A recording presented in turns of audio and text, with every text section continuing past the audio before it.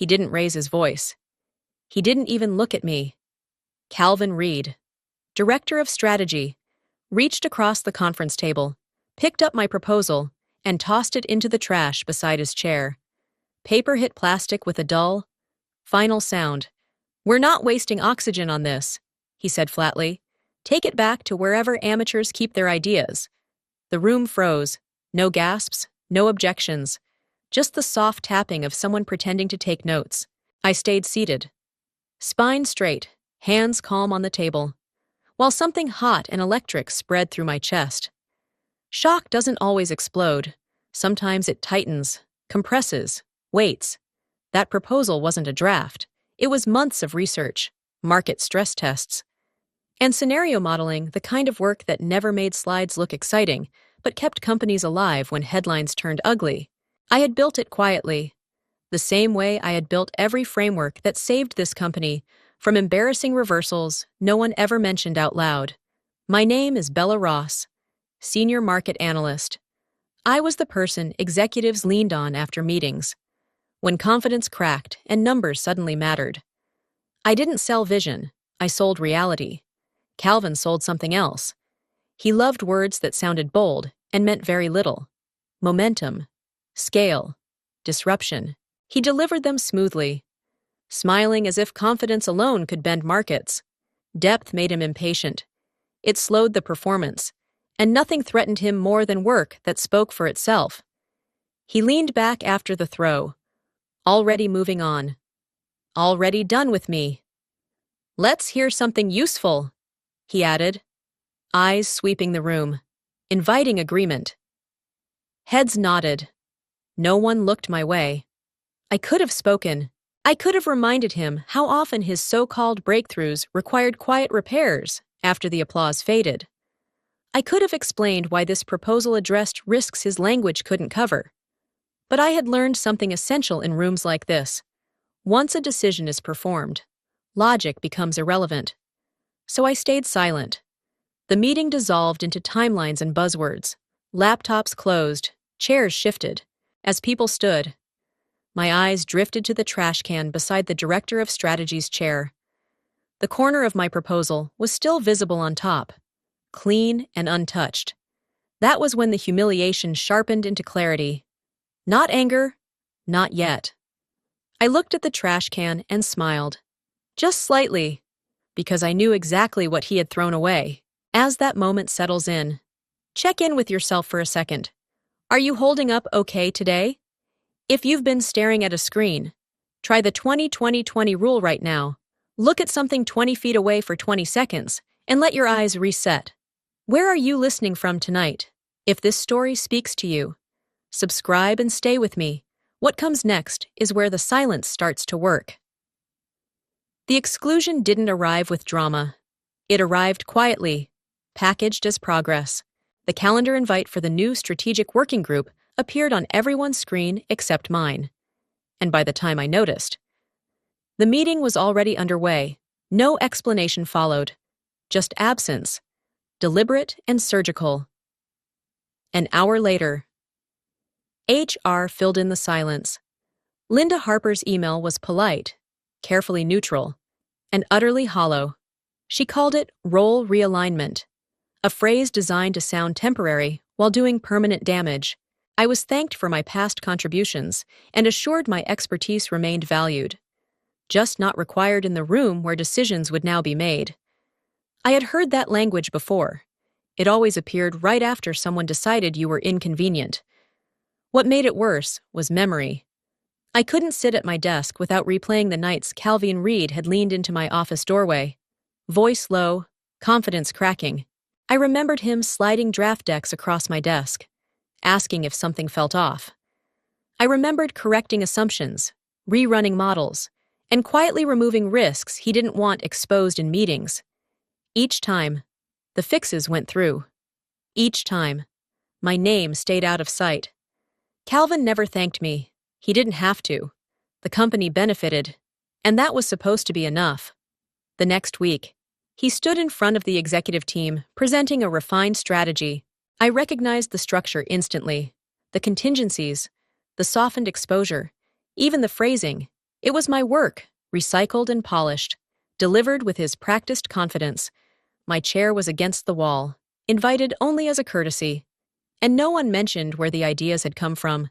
Watching him take credit wasn't a shock. It was a pattern completing itself. The real humiliation came afterward. Calvin didn't even bother pretending. He spoke about alignment, about decisive leadership, about trimming what slowed momentum. He never said my name, but everyone knew whose influence had been removed. Silence became the official position. By then, the frustration had nowhere to go. I couldn't argue without sounding defensive. I couldn't protest without being labeled difficult. The system was designed to reward composure, not truth. So I stopped reacting and started documenting. I felt the weight of every small compromise I had made to survive there. Each time I chose patience over credit. Each time I corrected quietly instead of speaking publicly. I had trained them to overlook me. The injustice wasn't sudden, it was cumulative, layered, and normalized. What stung most was realizing how easy it had been for them to erase me once my usefulness stopped fitting their narrative of progress. That understanding hardened my resolve, because quiet endurance had limits. And this moment marked the point where restraint finally turned into deliberate action for my own sake. That afternoon, I reread the meeting notes, the realignment email, and the moment my proposal had been discarded. There was a clean line between what the company had accepted and what it had rejected. I needed that line acknowledged. In writing, without emotion. I drafted one sentence. No accusations, no context, just clarity. Just to confirm the proposal discussed is not part of any company initiative. Correct, I sent it to Linda in HR and copied Calvin. Then I closed my laptop and waited, letting the silence do its work. Linda's reply arrived before lunch, short enough to feel dismissive without trying. Correct. There is no plan to move forward with it. No explanation followed. No courtesy sentence. Just confirmation. Clean and final. I read the email once. Then again. Not because I needed clarity, but because I wanted to feel how little it moved me. The anger I expected didn't show up. Neither did relief. What settled instead was something steadier. A calm that comes when uncertainty collapses into fact. The company had spoken. The line was drawn. I didn't reply. That silence wasn't resignation. It was calculation. I had spent years learning when to push and when to let things stand exactly as they were. This was one of those moments. Any response would only invite interpretation. Confirmation was enough, more than enough. I archived the message carefully, labeling it by date and subject, then backed it up to my personal records. No drama, no flourish, just method. I returned to work as if nothing had changed, because outwardly, nothing had. My access remained intact, my calendar still filled. On the surface, I was still employed, still useful. Calvin Reed read that same email very differently. I could tell by the way he started moving around the office afterward. Lighter, almost buoyant. He stopped by my desk less often. When he did, his questions were shallow, perfunctory, as if he were already rehearsing a version of the story where I had faded out on my own. He believed the problem had solved itself. From his perspective, it probably had. The proposal was officially dead. I had been quietly sidelined. HR had confirmed alignment. In corporate terms, that meant closure. He mistook my calm for surrender, and my silence for defeat. I watched it happen without correcting him. There was a strange clarity in seeing how quickly someone could rewrite you once they assumed you no longer mattered. Calvin didn't need to attack me anymore. The system was doing that work for him. Meetings moved forward without my input. Decisions were made without context I once supplied. I became background noise, and I let it happen. Because calm isn't passive. Calm is selective attention. I paid close attention to what was said, what was written, and what was deliberately left out. Every omission mattered. Every confirmation mattered more. Late that afternoon, when the office quieted and people retreated into headphones and half-finished tasks, I stood, walked to the printer, and printed Linda's email. One page, black text on white paper, unremarkable to anyone else. At my desk, I slid the page into a plain folder. I didn't label it with a project name or a department code. I wrote 2 words instead: personal work. That choice wasn't emotional, it was precise. Words create categories. Categories create ownership. I wasn't claiming anything new, I was acknowledging what already existed. I placed the folder in my bag, between a notebook and a paperback I'd been meaning to finish. Then I shut down my computer and left for the day at my usual time. Neither rushed nor delayed. No one noticed. No one needed to. Calvan went home, believing the situation was resolved. HR considered the matter documented and closed. The company moved on, satisfied that the uncomfortable edge of dissent had been smoothed away. I went home knowing something different. The email didn't end my work, it clarified it. The company had made a choice, and in doing so, it had quietly handed me something far more valuable than approval. It had put the truth in writing. That night, I slept without replaying conversations, without drafting imaginary arguments. The path ahead felt narrow but solid. For the first time in weeks, my thoughts were orderly. Calm doesn't announce itself. It settles in when there is nothing left to debate, only steps left to take. The next morning, quietly, if you're someone who looks deeper than most, don't leave, this next part is for you. Leaving didn't feel dramatic. It felt procedural, almost boring, which suited me. I followed every step exactly as outlined, because precision was the point. Notice given, access documented, files reviewed, handover scheduled. There were no speeches, no confrontations, no exit theatrics. That was intentional. Noise would have implied emotion, and emotion would have weakened my position. I gave them nothing to react to. HR appreciated that. So did management. Calvin Reed barely acknowledged my departure.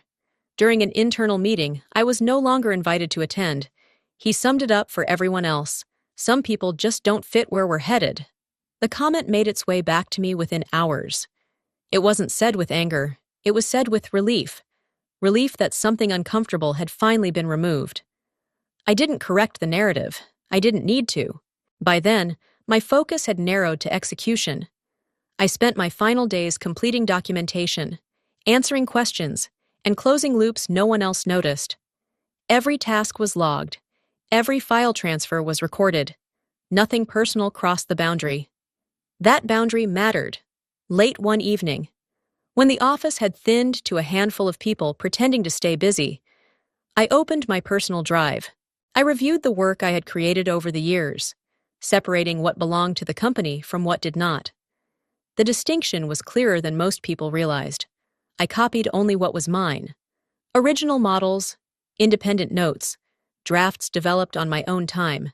No internal databases, no shared frameworks, no material created under their direction. I double-checked timestamps, authorship, and access logs. Everything I saved could withstand scrutiny. That mattered more than speed. When my last day arrived, I handed in my badge, my laptop, and my keycard. No one asked questions. No one needed explanations. I walked out carrying a single folder. Inside it was work they had already dismissed. Calvin believed I was finished. HR believed the process was complete. The company believed it had moved on. They were all correct, in their own way. So was I. Leaving cleanly wasn't about dignity. It was about control. Cold decisions last longer than emotional ones. I had chosen mine carefully. From that point forward, nothing I did was accidental. Every step was designed to hold under pressure. I didn't rush the ending. I prepared for what followed. Outside the building, the air felt no different. Traffic moved, phones buzzed, life continued without commentary. That normalcy was grounding. It reminded me that companies mistake themselves for the world. They aren't. They are environments, temporary and replaceable. What endures is ownership of your work and your choices. I had secured both. The exit was complete. The preparation was just beginning. I didn't celebrate. because celebration would have implied finality. This wasn't an ending yet. It was a controlled release of pressure. I trusted that pressure to do its work. People like Calvin underestimate silence. They confuse it with absence. I knew better. Silence preserves options. It keeps doors unlocked long after others stop looking for keys. By leaving the right way, I kept every option intact. No accusations, no violations, no loose ends they could pull later. That restraint was deliberate. Cold doesn't mean careless, it means exact. And I had been exact. When I closed my car door and sat for a moment before starting the engine, I didn't look back. There was nothing left behind that belonged to me. Everything that did was already with me. The separation was clean. The intent was firm. Whatever came next would happen on my terms. That certainty carried me forward. I drove home, knowing the quiet phase had ended. The work ahead would be louder, but no less controlled. I welcomed that shift. Cold decisions create space for impact. I was ready to use it. Everything necessary was already set in motion. I simply waited. With purpose and patience, I reopened the proposal a week after I left. Not out of nostalgia, but out of discipline. Distance sharpened things. Away from the company's language and Calvin's constant urgency, the document finally felt like it belonged to me again. I read it slowly, line by line, marking what held and what needed teeth. The core was sound. What it lacked was permission to be direct. I rebuilt it deliberately. I tightened assumptions, removed hedging, and replaced cautious phrasing with clarity. Every scenario earned its place. Every number had a reason. I didn't add anything flashy. I removed what distracted from the truth.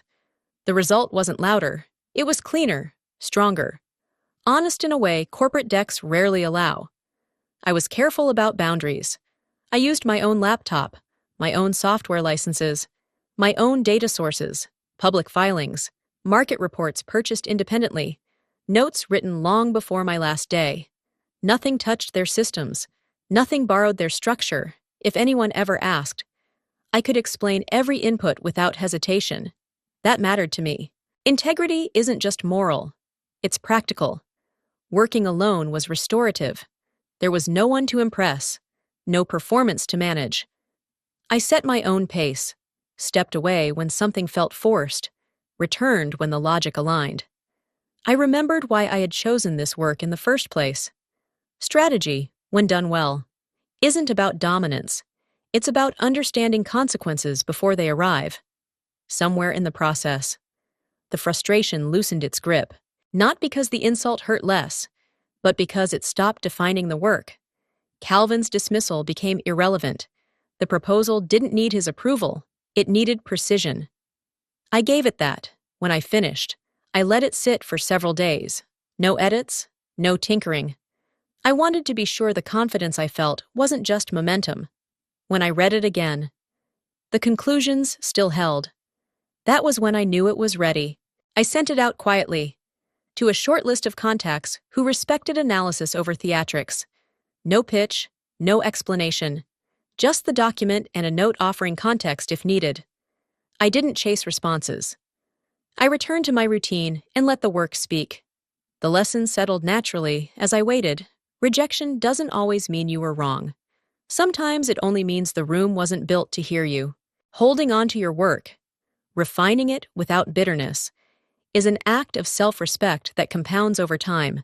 The email arrived on an ordinary afternoon, nestled between newsletters and calendar reminders.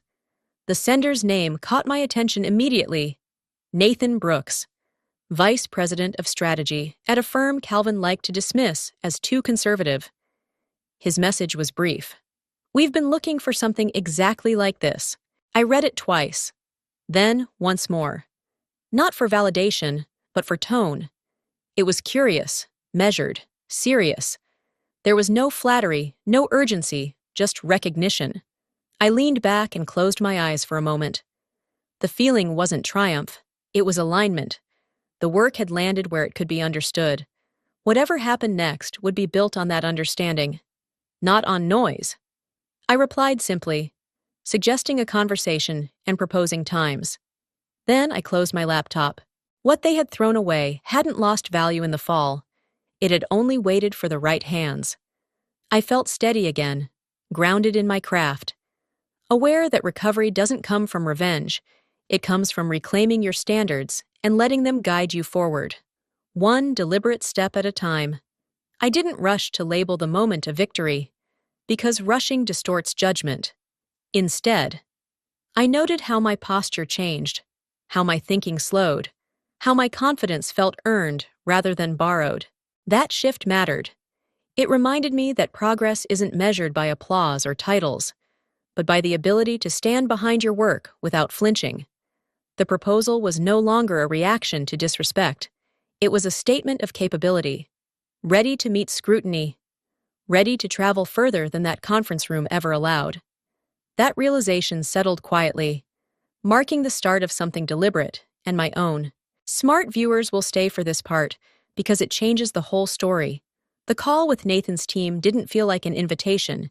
It felt like an inspection from the first minute. The tone was careful, professional, and deliberately restrained. No one praised the idea. No one criticized it either. They asked questions instead, precise ones, designed to map ownership before ambition. That was when the tension settled in. They explained their process clearly. Before any discussion of value, they needed to confirm boundaries: intellectual property, prior employment, email trails, anything that could surface later and poison a deal. I appreciated the candor, even as my pulse quickened. This was the part where stories usually break, not because the work lacks merit, but because the past leaves fingerprints people forget to wipe away. I told them I understood and invited their legal team into the process. Within hours, requests arrived: dates, draft histories, confirmation of separation, statements of independent development. Each message tightened the space around me. Not because I had something to hide, but because scrutiny always amplifies uncertainty. I moved slowly and deliberately. I gathered what they asked for, nothing more. The email from HR sat at the center of it all, the one line that mattered. Correct. There is no plan to move forward with it, no ambiguity, no conditions. Just a clear acknowledgement that the proposal had never belonged to the company. I forwarded it without commentary. Days passed. Then more questions. Their legal counsel wanted context. When had the idea been conceived? Where had the research been done? Which tools were used? I answered factually, resisting the urge to over-explain. Over-explanation signals fear. I trusted the truth to hold. During that waiting, the tension sharpened into something physical. Every notification carried weight. Every pause felt intentional. I replayed the timeline in my head, not because it changed, but because my mind needed something to occupy it. This was the part Calvin never saw. Strategy isn't boldness, it's endurance. When the follow-up call finally came, the mood had shifted. The questions were fewer, the tone more neutral. Their lead attorney spoke carefully, as if choosing each word for permanence. She confirmed what I already knew but needed to hear. It's clean. The phrase landed quietly, but its impact was immediate. The tightness in my shoulders eased. The anxiety I had disciplined into stillness finally loosened. The work had passed through scrutiny intact. Nothing leaked. Nothing overlapped. The boundaries held. We discussed next steps, scope, timing, structure. I assumed the conversation would turn toward engagement, toward a consulting arrangement or a transitional role. That would have made sense.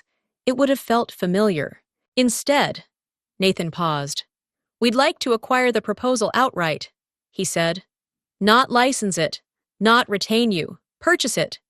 The words caught me off guard, not because they were unwelcome, but because they were unexpected. Most companies want control through people. They want the thinker, not just the thought. This was different. I asked why. He answered plainly. They didn't want dependency. They wanted clarity. They believed the value was in the work itself, not in attaching it to a personality.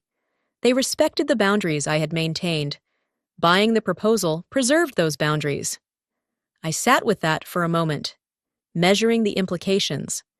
Selling meant letting go. No ongoing influence. No seat at the table. Just a clean transfer. It was tense in a different way now. Not fear, but choice. I told them I needed time to consider. We ended the call without pressure, without urgency. When the screen went dark, I stayed still, letting the quiet settle. The due diligence was over. What remained was decision.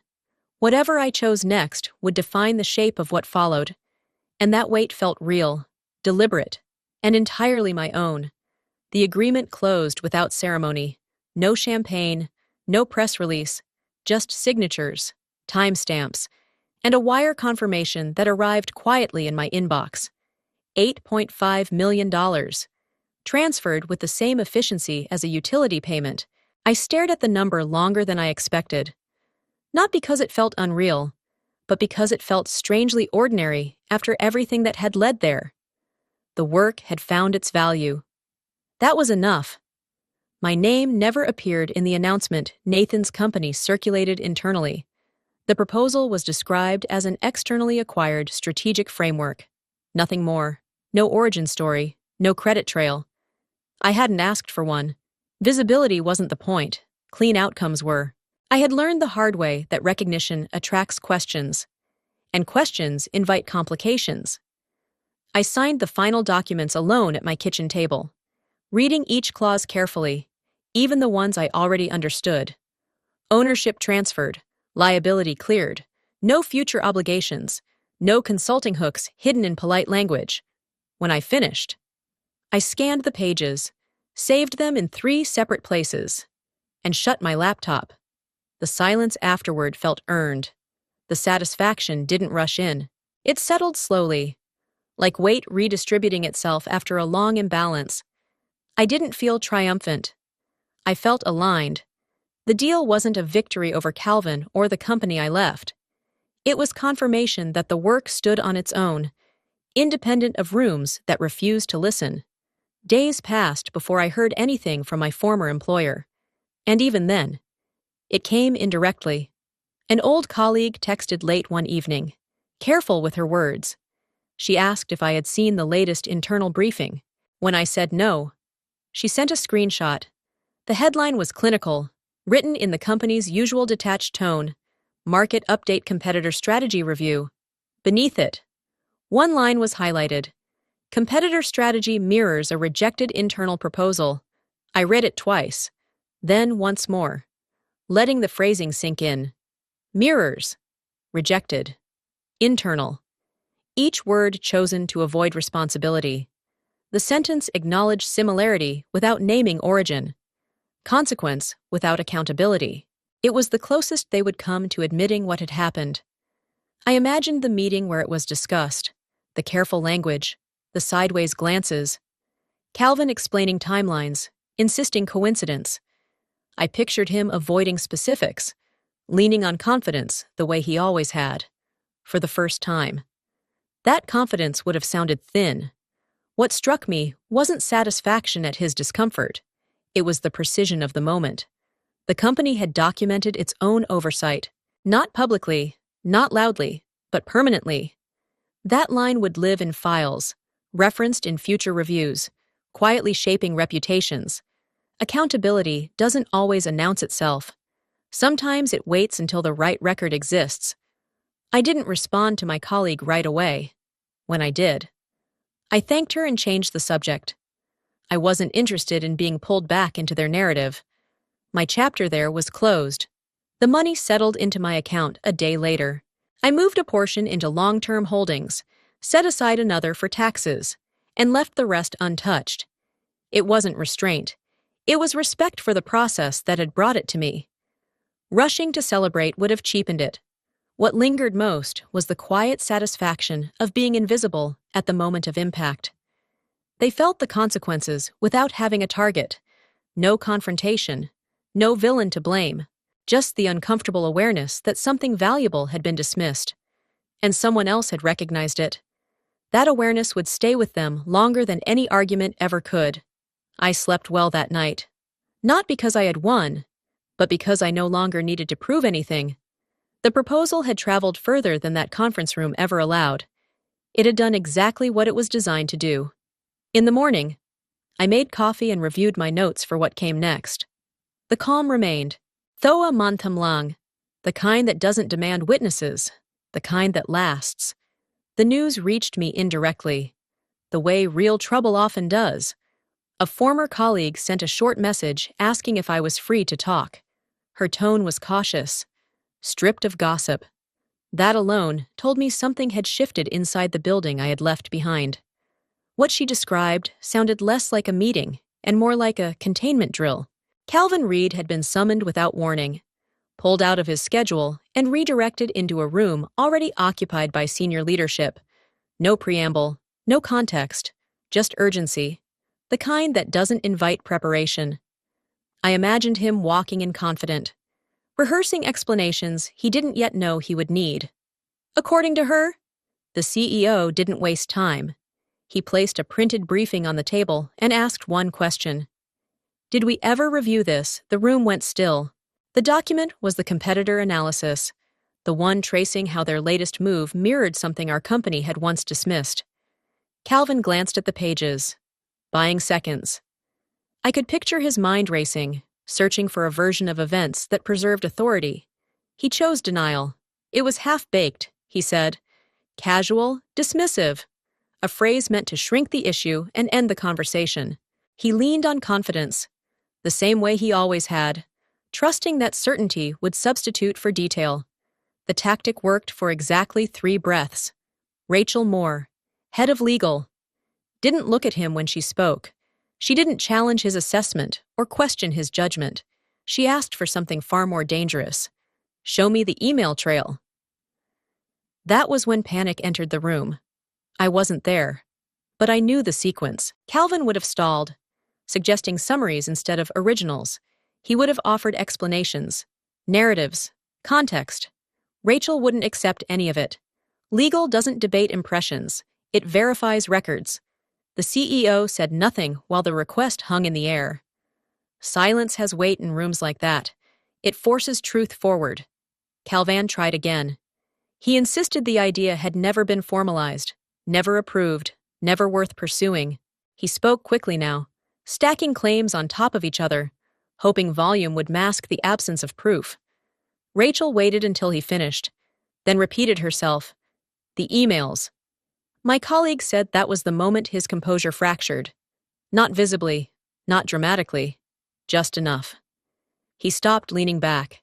His hands came together on the table. His answers shortened. The room felt smaller. It was looped in. Archives were accessed. Messages surfaced. Threads Calvin hadn't considered relevant were suddenly central. The system didn't care about his interpretation. It only cared about timestamps and recipients. I pictured my own email sitting there, plain and unadorned. The confirmation from HR. The line that mattered. It didn't accuse. It didn't argue. It simply stated fact. Correct. There is no plan to move forward with it. That sentence would have landed differently in that room. Calvin's earlier confidence now worked against him. Every assertion he had made was being measured against recorded reality. Each gap widened the problem. The more he tried to explain, the more exposed the contradiction became. The CEO finally spoke again. His voice, according to my colleague, was calm but altered, less trusting. Why wasn't this escalated? Calvin didn't have an answer that fit anymore. He blamed timing. He blamed priorities. He blamed ambiguity. None of it addressed the question. Rachel closed her folder and said the meeting would continue once legal completed a full review. Not an investigation, a review. The distinction mattered. Reviews don't look for villains. They look for exposure. When the meeting adjourned, Calvin didn't leave immediately. He sat, staring at the table, as if waiting for someone to undo what had already happened. No one did. Hearing all this, I felt no rush of triumph, just a quiet recognition of inevitability. Panic loops feed on avoidance. The more Calvin had pushed my work aside, the less prepared he was to account for it when it resurfaced. By the time I set my phone down, I understood something clearly. The room I had left was now trapped inside the consequences of shortcuts. I hadn't needed to be present. The records were doing the work silently. The confirmation didn't arrive with drama. It arrived with documentation. Rachel Moore requested the full record. And once legal makes that request, emotion stops mattering. What matters is sequence. Who wrote what, when, and whether the facts line up when stripped of explanation. According to my former colleague, the HR email surfaced early in the review, printed and placed at the center of the table like an anchor. Correct. There is no plan to move forward with it. That single sentence carried more weight than all of Calvin's presentations combined. It established rejection. It established ownership boundaries. And it did so without opinion. HR hadn't defended me. They had simply confirmed a decision the company itself had made. Calvin tried to talk around it. He argued context. He suggested the proposal was informal, exploratory, unfinished. But none of that mattered once the record was in front of them. The email didn't evaluate quality. It confirmed status. And status is what courts and contracts care about. Rachel asked a direct question. Was this communicated to Bella Ross? No one answered immediately. The silence that followed wasn't awkward. It was clarifying. Calvin finally nodded. He admitted the email existed, that it had been sent, that HR had closed the matter. He stopped short of acknowledging consequence, but the admission was enough. Denial was no longer an option. What followed wasn't an argument, it was a recalibration. Legal outlined risk exposure calmly, almost clinically. There was no accusation toward me, no suggestion of misconduct. The timeline showed a clean exit, documented separation, and independent development afterward. Everything I had done sat well within acceptable boundaries. Someone asked whether the company had grounds to pursue action. Rachel's response was immediate. No. That word settled the room. They couldn't claim ownership. They couldn't claim theft. They couldn't even claim misunderstanding. The records were explicit. The company had rejected the work. I had taken nothing proprietary. The idea that I could be challenged legally evaporated in that moment. Justice doesn't always feel like vindication. Sometimes it feels like inevitability catching up. The meeting shifted tone after that. Focus moved from blame to mitigation. How to respond. How to explain. How to participate without amplifying embarrassment. Because by then, something else had arrived. The competitor had sent formal notice of a market collaboration initiative. Not a request. A notification. It outlined scope, timelines, and public framing. My former company wasn't named as an innovator. They were listed as a participant. Participation wasn't optional. The strategy my proposal had shaped was already in motion. Declining involvement would have raised questions they couldn't answer. Accepting meant acknowledging alignment with an approach they had once dismissed. Either way, the comparison would stand. Calvin objected. He argued the optics were damaging. That participation implied endorsement of a direction he had previously rejected. Rachel disagreed. Legal exposure outweighed reputational discomfort. Refusing to engage would look defensive. Worse, it could suggest awareness of oversight. The CEO sided with legal. From that point forward, the narrative changed. Calvin was no longer defending a judgment call. He was explaining why the company had allowed a valuable framework to leave unexamined. That distinction mattered. One was subjective. The other was procedural failure. I learned all this through fragments. Messages from people who had once been careful around me now spoke freely. Not because they were on my side, but because the facts were no longer disputable. Truth loosens tongues. What struck me wasn't satisfaction, it was balance. The system had corrected itself without needing my voice. I hadn't argued, I hadn't escalated, I hadn't threatened. I had simply preserved evidence and let it surface when required. By the end of the week, the company had accepted its role in the collaboration publicly. The internal language softened. Words like rejected disappeared, replaced by deprioritized. It was revisionist, but harmless. The record already existed. Justice, when it finally appears, rarely announces itself. It just removes the ability to lie. I closed my notes and set the phone down, aware that the heaviest work had already been done. Not by me, but by time, records, and restraint. The receipts had spoken, and for the first time, no one could pretend they hadn't been there all along. I learned about the signing later than everyone else, which felt appropriate. Victories like this rarely arrive with announcements. They surface quietly, embedded in routine processes, disguised as paperwork. Calvin Reed was the final approver. His name sat at the bottom of the document, clean and decisive, exactly where authority insists on being seen. The irony wasn't theatrical, it was procedural. The agreement had passed through legal, compliance, and executive review, each layer stripping away interpretation until only facts remained. By the time it reached Calvin's desk, the debate was over. Participation was mandatory. Refusal would have signaled weakness. So he signed, authorizing the very framework he had once discarded without reading. I imagined the moment with clarity. Calvin alone, scanning the final pages, recognizing familiar structure. The logic he had dismissed now formalized, validated, and unavoidable. He couldn't object. Objection required leverage, and leverage requires options. He had none left. What struck me wasn't satisfaction, it was precision. Every step had led here without deviation. I hadn't confronted him. I hadn't argued my worth. I had simply allowed the system to encounter its own record. When the document was finalized, a copy reached me through proper channels.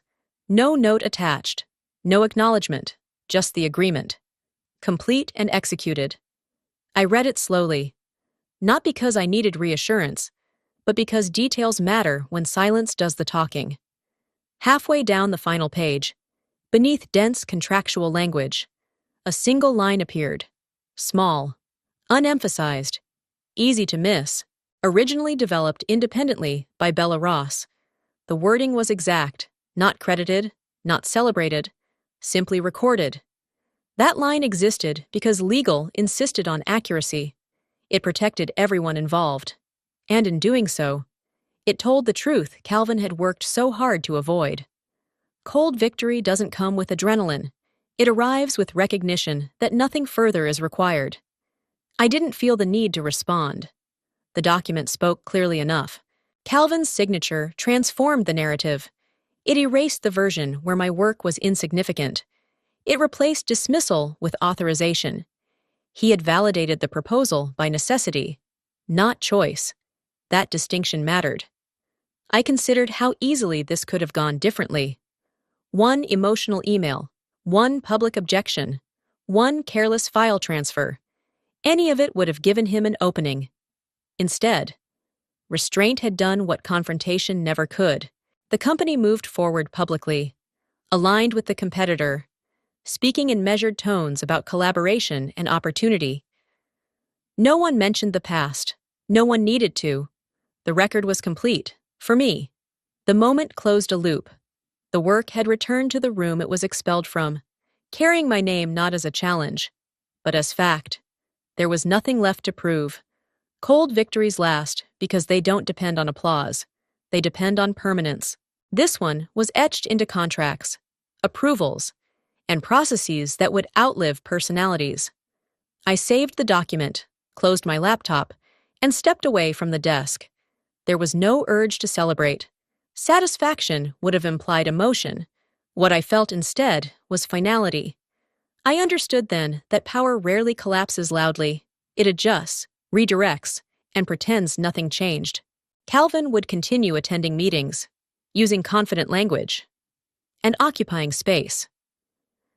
But something essential had shifted beneath him. Authority now answered to records, not personality. Every future decision would pass through filters he could no longer control. That realization, more than any apology, was consequence. It meant the system remembered. And systems, once corrected, do not forget. I didn't need his acknowledgement or regret. I needed permanence. and permanence had been achieved through ink, timestamps, and verified truth. That certainty allowed me to step forward without hesitation, carrying no resentment, only clarity about where responsibility ended and ownership truly began for me alone, at last, and on record. Calvin Reed had signed away his ability to deny what he had once tried to erase, and he had done it himself. Pen steady, name intact, under terms he could not dispute. That was enough. Calvin's fall didn't come with an announcement. It came with absence. His name stopped appearing on agendas where it used to dominate the header. Meetings continued, but strategy sessions moved forward without him. Decisions were made elsewhere, documented elsewhere, and presented to him only after the fact. Nothing dramatic, nothing that could be challenged. I learned about it slowly, through patterns rather than statements. A former colleague mentioned that Calvin now attended meetings without speaking. Another noted that proposals once routed through his office were being redirected. The title remained. The authority did not. In organizations like ours, that distinction is everything. He wasn't fired. That would have been clean, visible, and defensible. Instead, he was preserved as structure and removed as influence. Committees were expanded. Review layers were adjusted. Final approvals shifted upward, then sideways. Each change was reasonable on its own.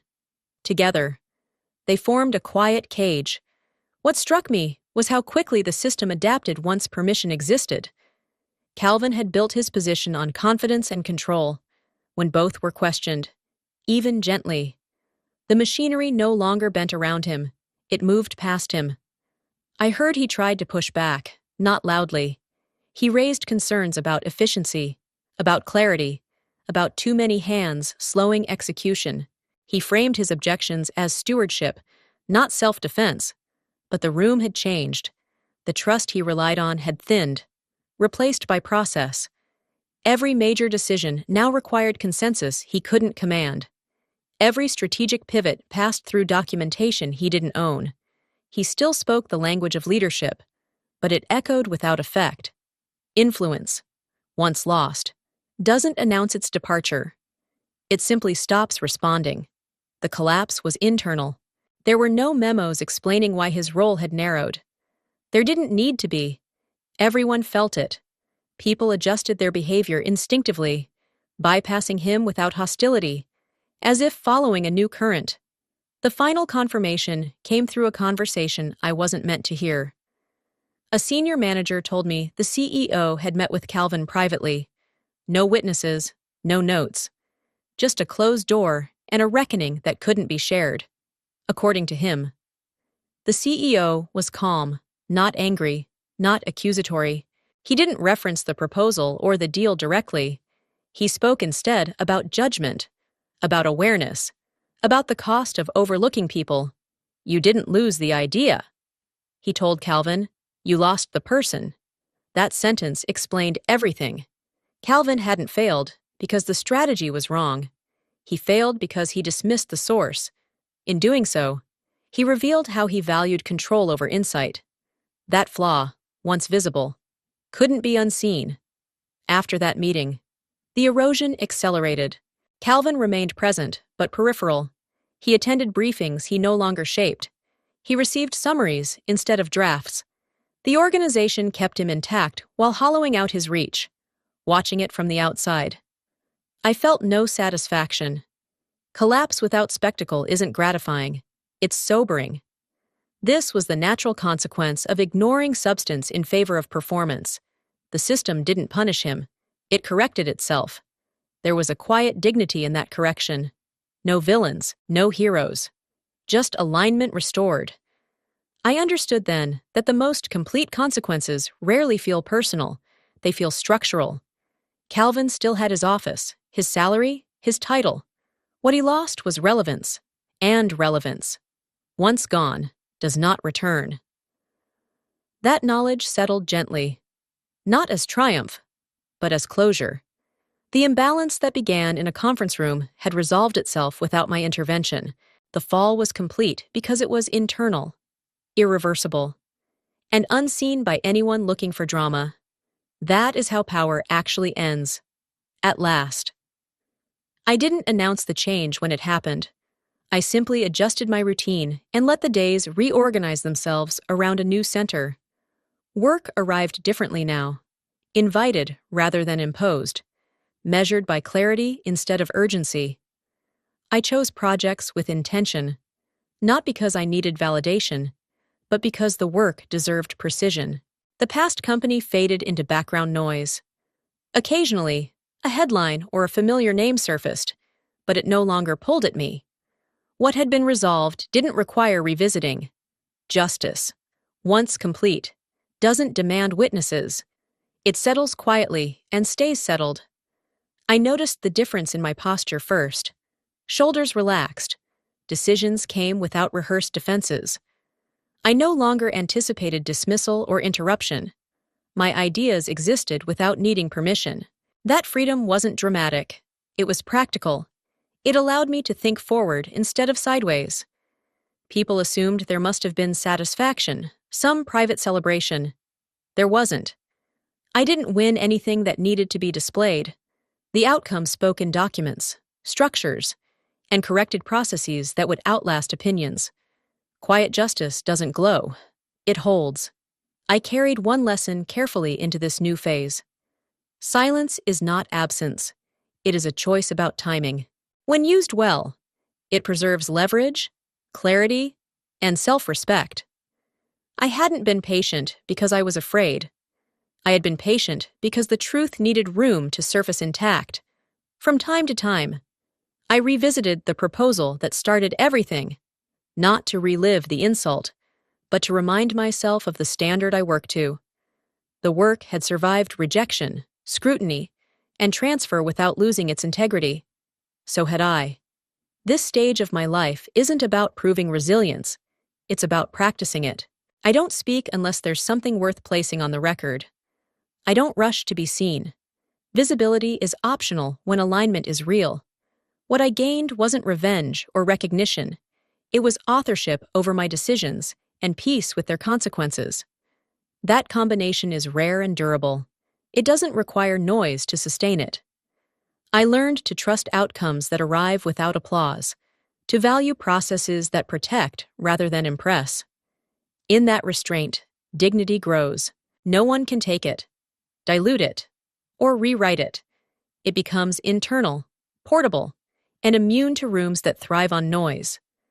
That quiet strength now guides every decision I make, without exception daily. They thought silence meant weakness. It was preparation.